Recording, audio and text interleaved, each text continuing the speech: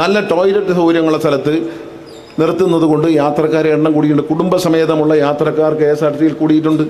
ഇപ്പോൾ KSRTCയുടെ super fast premium എന്ന പുതിയ ബസ് തുടങ്ങി. എയർ കണ്ടീഷൻ ബസ്സുകളിൽ ലോ ഫ്ലോർ ബസ്സിനേക്കാൾ താഴ്തി കുറവ്, സൂപ്പർ ഫാസ്റ്റിനേക്കാൾ മുകളിൽ, അങ്ങനെയുള്ള KSRTC വണ്ടി നിറഞ്ഞാണ് പോകുന്നത്. എല്ലാ ദിവസവും ഇന്ന് വരെയുള്ള എല്ലാ ദിവസവും KSRTCയുടെ പുതിയ വാഹനങ്ങൾ 10 വണ്ടികൾ റോഡ് നിരത്തിലിറങ്ങിയുണ്ട്, എയർ കണ്ടീഷൻ വണ്ടി. ഈ 10 വണ്ടിയും 1-2 ദിവസം ഒഴിച്ച് എല്ലാ ദിവസവും ലാഭത്തിലാണ് പോകുന്നത്, പ്രവർത്തന ലാഭത്തിലാണ് പോകുന്നത്. 5000 രൂപ മുതൽ 10000 രൂപ, 15000 രൂപ, 18000 രൂപ വരെ ഒരു ബസ് ഒരു ദിവസം പ്രവർത്തന ലാഭമുണ്ടാക്കിയാണ് മുന്നോട്ട് പോകുന്നത്. ലൈറ്റ്നിങ് എക്സ്പ്രസ്സുകൾ തകർന്നു കിടന്ന എല്ലാം എടുത്ത് പുതിയ വണ്ടി വാങ്ങിക്കാൻ കാശില്ല, അതുകൊണ്ട് പഴയ വണ്ടിയെല്ലാം പണിഞ്ഞ് കുട്ടപ്പനാക്കി ഇറക്കുകയാണ്.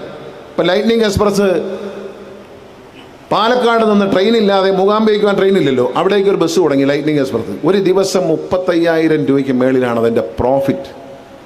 അങ്ങനെ ഓരോ ബസ്സും എണ്ണി ലാഭത്തിലാക്കാനാണ് KSRTC ജീവനക്കാർ ഇപ്പോൾ ശ്രമിച്ചുകൊണ്ടിരിക്കുന്നത്. അതിന് അവരെ നമ്മൾ അഭിനന്ദിക്കണം. അപ്പോൾ അവർക്കുള്ള സൗകര്യങ്ങൾ ചെയ്ത് കൊടുക്കണം.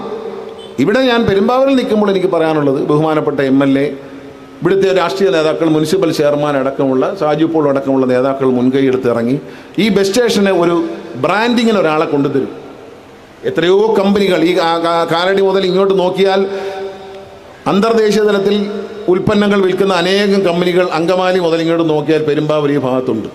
അവരെ പിടിച്ചിട്ട് പല അരി ഉണ്ടാക്കുന്ന കമ്പനികളുണ്ട്, പിന്നെ കറി പൗഡർ ഉണ്ടാക്കുന്ന കമ്പനിയുണ്ട്. ഇവരെയൊക്കെ പിടിച്ചിട്ട് ഒന്ന് യോജിപ്പിച്ചൊരു മീറ്റിംഗ് ഇരുത്തി നിങ്ങളെല്ലാവരും കൂടി രാഷ്ട്രീയം മറന്ന് എല്ലാവരോടും ഒന്ന് നിന്നാൽ ഈ ബസ് സ്റ്റാൻഡ് ബ്രാൻഡ് ചെയ്യാൻ അവസരം കിട്ടും. ആ നിമിഷം അനുവാദം തരാം, ആ നിമിഷം.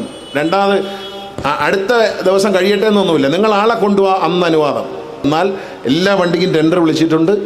എയർ കണ്ടീഷൻ ചെയ്ത സ്ലീപ്പർ ബസ്സുകൾ, സെമി സ്ലീപ്പർ ബസ്സുകൾ, ധാരാളമായി വണ്ടികൾ. ഏറ്റവും ഒരു ട്രാവൽ കൾച്ചർ തന്നെ.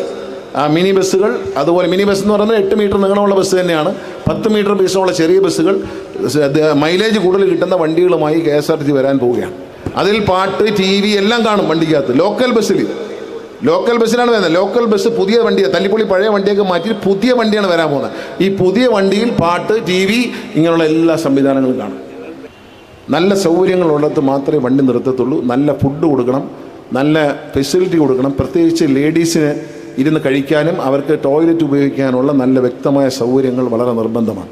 സ്ത്രീകളെ ഈ ബസ്സിലേക്ക് ആകർഷിക്കാൻ കഴിഞ്ഞാൽ മാത്രമേ KSRTCയുടെ വരുമാനം വർദ്ധിക്കൂ. കുടുംബസമേതം അമ്മയും അച്ഛനും മക്കളും ഒരുമിച്ച് വിശ്വസിച്ച് സുരക്ഷിതമായി യാത്ര ചെയ്യാൻ KSRTCയിൽ പോകാം എന്ന് പ്രഖ്യാപിച്ചാൽ നമ്മൾ രക്ഷപ്പെടും. 2011 ഞാൻ സിനിമയുടെ മന്ത്രിയായിരുന്നു. അന്ന് കേരളത്തിലെ തിയേറ്ററുകളിൽ പാമ്പ്, പഴുതാര, പൂച്ച, പട്ടിയെല്ലാം ഓടുമായിരുന്നു. എൻ്റെ നിർബന്ധം അന്നത്തെ സിനിമാ സംഘടനകളെല്ലാം എതിർത്തു. ഞാനൊരു സിനിമാ നടൻ കൂടിയാണെങ്കിൽ എനിക്ക് നല്ല എതിർപ്പായിരുന്നു. ഞാൻ രാജിവെച്ച് പോയതിൻ്റെ അന്ന് ചില തിയേറ്റർ ഉടമകൾ ലഡ്ഡു വിതരണം ചെയ്തു. ആ ലഡ്ഡു വിതരണം ചെയ്തവരും അവരുടെ തിയേറ്ററുകൾ പിന്നീട് എയർ കണ്ടീഷൻ ചെയ്തു എന്നുള്ള ഒരു കാവ്യനീതിയാണ്. കാരണം ഞാൻ പറഞ്ഞപ്പോൾ ആദ്യം കേട്ടില്ല. പക്ഷേ ഇന്നൊരു കാര്യം നിങ്ങൾ ആലോചിക്കണം, സ്ത്രീകൾക്ക് ഇന്ത്യയിൽ സുരക്ഷിതമായി സിനിമാ തിയേറ്ററിൽ പോയിരുന്ന് സിനിമ കാണാൻ കഴിയുന്നതും മുഴുവൻ തിയേറ്ററുകളും എയർ കണ്ടീഷൻ ചെയ്തതും ആധുനിക സൗകര്യങ്ങളുമായ ഒരേ ഒരു സംസ്ഥാനം കേരളമാണ് എന്ന് നമ്മൾ ഓർക്കണം.